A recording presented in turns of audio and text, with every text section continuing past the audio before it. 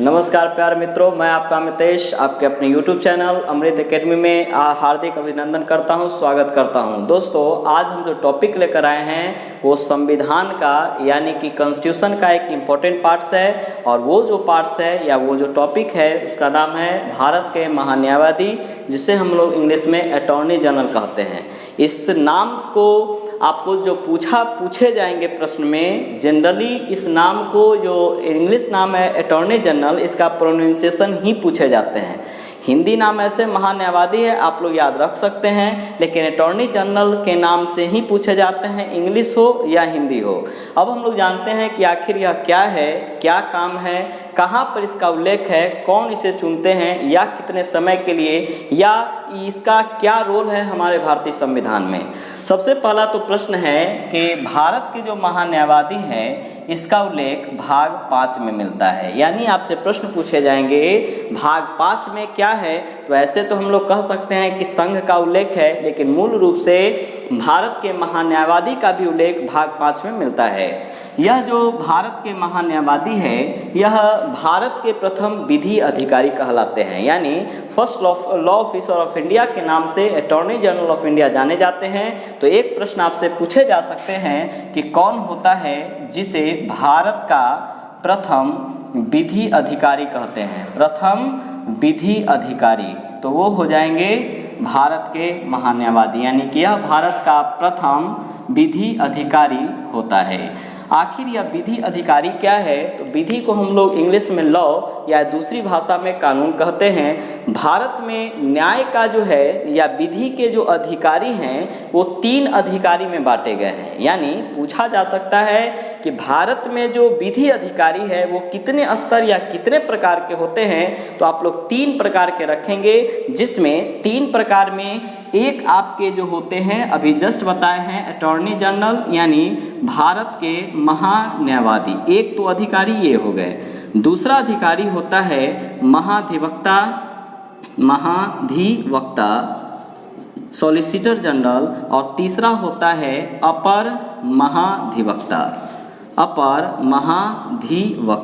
तो हम लोग कह सकते हैं भारत में कितने विधि अधिकारी हैं, तो विधि अधिकारी जो है केवल 3 हैं। एक है महान्यायवादी, जो दूसरा है महाधिवक्ता, तीसरा है अपर महान्यायवादी। इसमें सर्वोच्च किसे माना गया है, तो वो हो जाएंगे महान्यायवादी। इसलिए हम लोग कह सकते हैं कि भारत के प्रथम विधि अधिकारी कौन हो जाएंगे, तो वो हो जाएंगे अटॉर्नी जनरल यानी महान्यायवादी। अब आपसे प्रश्न पूछे जा सकते हैं कि इसका क्या रोल है संविधान में, क्या इसका काम है, तो हम लोग कह सकते हैं कि यह जो है भारत सरकार का वकील के रूप में काम कर सकता है या करता है। वकील के रूप में इसलिए हम बोल सकते हैं क्योंकि किसी प्रकार की जो न्यायिक जो समस्या अगर सरकार को होती है, भारत सरकार को, तो वो महान्यायवादी ही उनमें न्यायिक समस्या या न्यायिक जो है परामर्श देता है। इसलिए हम लोग बोलचाल की भाषा में कह सकते हैं कि महान्यायवादी भारत का या भारत सरकार का कानूनी सलाहकार होता है, यानी इसे हम लोग भारत के प्रथम विधि अधिकारी कहते हैं। अब इनकी जो नियुक्ति है, इनकी नियुक्ति से संबंधित आपसे प्रश्न पूछे जा सकते हैं कि इनकी जो नियुक्ति है इसका उल्लेख किस अनुच्छेद में है। तो हमेशा रखिएगा ध्यान कि महान्यायवादी की नियुक्ति आर्टिकल 76 के तहत होती है, यानी कि अनुच्छेद 76 के तहत महान्यायवादी की नियुक्ति होती है। इनकी जो नियुक्ति है, कर्ता कौन है, तो इनकी नियुक्ति राष्ट्रपति द्वारा होती है, लेकिन इसमें परामर्श जो देते हैं वो मंत्रिपरिषद के जो सदस्य हैं उनके द्वारा, यानी किनकी सलाह पर, तो हमेशा रखेंगे ध्यान मंत्री परिषद की सलाह पर या परामर्श पर। यानी यहाँ 2 तरह से क्वेश्चन हो गए। एक कि महान्यायवादी की नियुक्ति का उल्लेख किस अनुच्छेद में है, तो अनुच्छेद 76 में। महान्यायवादी की नियुक्ति करता कौन है, तो राष्ट्रपति, लेकिन किसकी सलाह पर या परामर्श पर, तो मंत्रिपरिषद की परामर्श पर राष्ट्रपति द्वारा इनकी नियुक्ति होती है। यह जो नियुक्ति है या इनकी जो नियुक्ति है इन कितने समय के लिए, तो हमेशा रखिएगा इनका जो कार्यकाल है वो 5 वर्षों का होता है। यानी महान्यायवादी की का कार्यकाल कितने वर्षों का, तो 5 वर्षों का। लेकिन यहाँ एक और टर्म को आप लोग ध्यान रखेंगे, जनरली पूछा जाए क्वेश्चन कितने वर्षों का इनका कार्यकाल है, तब तो 5 साल, लेकिन एक आर्टिकल आपके सामने बताया जा रहा है आर्टिकल नंबर है 76 का 4। ये जो है आर्टिकल कहता है कि महान्यायवादी 5 वर्षों तक रहेंगे, लेकिन राष्ट्रपति के प्रसाद पर्यंत तक रहेंगे। यानी राष्ट्रपति जब तक चाहते हैं तब तक इस पद पर महान्यायवादी रहेंगे। तो यहाँ एक प्रश्न आपसे सामने रखेंगे, ध्यान, राष्ट्रपति के प्रसाद पर्यंत तक। प्रसाद पर्यंत का मतलब हो गया राष्ट्रपति के चाहने तक या जब तक राष्ट्रपति चाह रहे हैं तब तक। तो यहाँ अगर सिंपली अगर आपसे पूछा जाता है कि महान्यायवादी का कार्यकाल, तो आप 5 वर्ष मार सकते हैं। अगर आपके सामने दे दिया गया है राष्ट्रपति के प्रसाद पर्यंत तक, तो आप फर्स्ट प्रायोरिटी इसी को देंगे। आप पूछा जाएगा कि राष्ट्रपति के प्रसाद पर्यंत तक या महान्यायवादी रहते हैं, इसका उल्लेख किस आर्टिकल में है? तो आर्टिकल 76 का 4 में है। सीधे 76 कहा जाए तो इनकी नियुक्ति होती है। कर्ता कौन है? तो राष्ट्रपति मंत्रिपरिषद की सलाह पर। अब है कि इनको, ये जो महान्यायवादी हैं, इनको कुछ पैसा भी मिलता होगा, सैलरी, यानी इनका वेतन कितना है? तो इनका वेतन अगर पूछा जाए तो 2.50 लाख यानी लगभग 2.5 लाख है। ऐसे इनका वेतन भी राष्ट्रपति के ही चाहने तक, यानी राष्ट्रपति ही निर्धारित करते हैं। लेकिन जनरली पूछा जाए तो आप लोग 2.50 लाख कह सकते हैं।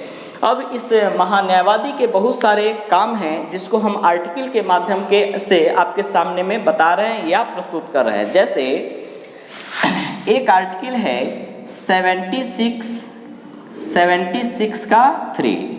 76 कहता है कि महान्यायवादी पद होगा, महान्यायवादी की नियुक्ति होगी। 76 का 4 कहता है कि राष्ट्रपति 5 वर्षों तक रहेगा या राष्ट्रपति के या महान्यायवादी 5 वर्षों तक रहेंगे या राष्ट्रपति के प्रसाद पर्यंत तक रहेंगे। लेकिन यहाँ जो 76 का जो 3 है, यह कहता है कि भारत के जो महान्यायवादी होंगे वो सरकार को न्यायिक परामर्श देंगे, यानी भारत में न्यायिक व्यवस्था का एक सर्वोच्च स्तर पर इन्हें रखा गया है। इससे भी ज़्यादा जो इम्पोर्टेंट है दूसरा, वो है 88। ये जो आर्टिकल है बहुत बार पूछे गए हैं या हमेशा रिपीट किया जाता है इस प्रश्न से। इसका भी कारण है। इसका कारण क्या है? क्योंकि महान्यायवादी संसद के सदस्य नहीं हैं। महान्यायवादी संसद के सदस्य नहीं हैं, लेकिन संसद में अपनी राय दे सकते हैं, संसद में किसी भी विषय पर बोल सकते हैं। नहीं, संसद का सदस्य नहीं है, लेकिन उसमें अपना राय दे सकते हैं, बोल सकते हैं, लेकिन उसमें अपना मत नहीं देंगे। तो आर्टिकल नंबर जो 88 है, यह कहता है कि महान्यायवादी बोल सकता है। बोल सकता है मतलब हुआ कि संसद में किसी भी विधेयक पर, किसी भी चीज पर, किसी भी विषय पर अपना राय दे सकता है। इसका मतलब हो गया बोलना। लेकिन इसमें जब मत की बात होगी तो मतदान नहीं करेगा। इसको आप लोग सामान्य या घरेलू भाषा में याद कर सकते हैं कि महान्यायवादी संसद का सदस्य होता नहीं है। वो बोलेगा, जैसे किसी विषय पर उठा, जैसे मान लीजिए कृषि बिल या अन्य जो भी जीएसटी बिल जैसे चीज़ को कानून के रूप में जब लाया गया होगा, उस समय संसद के जितने भी सदस्य होंगे वो अपने अपनी राय दिए होंगे। उसमें महान्यायवादी से भी राय पूछा गया होगा, तो इन्होंने भी अपना राय दिया होगा। यानी अनुच्छेद आर्टिकल के तहत यह बोला भी होगा कि होना चाहिए चाहे नहीं होना चाहिए। लेकिन जब वोटिंग की बात अगर हुई होगी, यानी मतदान की बात, तो सभी लोग मतदान किए होंगे, यानी वोटिंग के माध्यम से। लेकिन ये जो है कुत्ता लेखन मुंह ताक रहे होंगे, यानी कि यह मतदान करने का इनको अधिकार नहीं दिया गया है। इसे आप लोग ध्यान रखिएगा। अब आता है प्रश्न कि ये जो महान्यायवादी हैं क्या केवल न्यायिक के लिए जाने जाते हैं? तो बिल्कुल नहीं। एक चीज़ और आप रखिएगा ध्यान। तीसरा एक आर्टिकल बता रहे हैं 143। इसमें कहा गया है कि राष्ट्रपति किसी भी न्यायिक समस्या से संबंधित इससे भी परामर्श ले सकते हैं, यानी महान्यायवादी से भी और सुप्रीम कोर्ट के जो न्यायाधीश होंगे उनसे भी। इसलिए ये आर्टिकल एक कारण से और इम्पोर्टेंट आपके सामने हो सकता है। अब आपके सामने में प्रश्न आ सकते हैं महान्यायवादी से कि महान्यायवादी अभी तक बहुत सारे बने हैं, लेकिन पहले कौन थे, अभी कौन है, कैमे हैं? तो भारत के जो प्रथम महान्यायवादी थे, भारत के प्रथम महान्यायवादी, उनका नाम था MC सीतलवार। MC शीतलवार, ये थे भारत के first attorney general of India. इनका जो समय है 1950 से 1963 ईस्वी तक रहा है। यानी भारत के पहले महान्यायवादी कौन? MC शीतलवार। इनका समय है 1950 से 1963 तक। लेकिन वर्तमान में अगर पूछा जाए तो भारत के 15वें महान्यायवादी हैं जिनका नाम है KK वेणुगोपाल, जो कि 2017 से अब तक है। ये जो लाइन लिखाए हैं इसे आपको हमेशा अपडेट रखना पड़ेगा। हो सकता है कि ये कल बदल जाए, परसों बदल जाए, क्योंकि ये करंट अफेयर से रिलेटेड क्वेश्चन हो गए कि वर्तमान में कौन है। तो आप बोल सकते हैं KK वेणुगोपाल कै में है या 15 में है।